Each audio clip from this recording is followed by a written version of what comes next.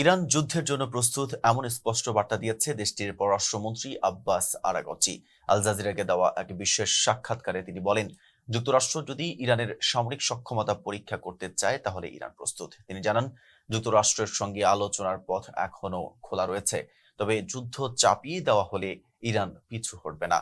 Abbas Araghchi বলেন, গত বছরের জুনে ইসরায়েল ও যুক্তরাষ্ট্রের সঙ্গে উত্তেজনার সময় ইরানের যে সামরিক প্রস্তুতি ছিল এখন তা আরো বড় ও আরো শক্তিশালী।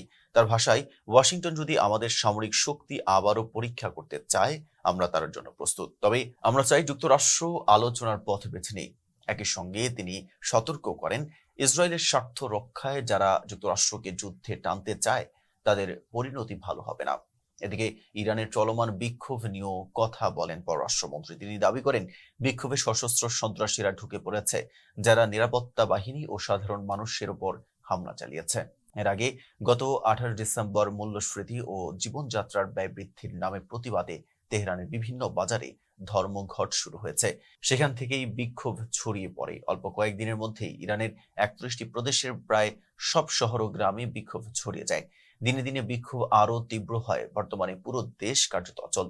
এদিকে যুক্তরাষ্ট্রের প্রেসিডেন্ট ডোনাল্ড ট্রাম্প শুরু থেকেই বিক্ষোভের পক্ষে অবস্থান নিয়েছেন। তিনি হুঁশিয়ারি দিয়েছেন, বিক্ষোভ দমনে কঠোর পদক্ষেপ নিলে ইরানে সামরিক অভিযান চালানো হতে পারে। অন্যদিকে ইরানের প্রেসিডেন্ট মাসুদ পেজেশকিয়ান দেশের অর্থনীতি সংস্কারের প্রতিশ্রুতি দিয়েছেন। তিনি বলেন, তার সরকার জনগণের কথা শুনতে প্রস্তুত। এতক্ষণ সাথে ছিলাম মেহেদী হাসান। সাথে থাকার জন্য ধন্যবাদ।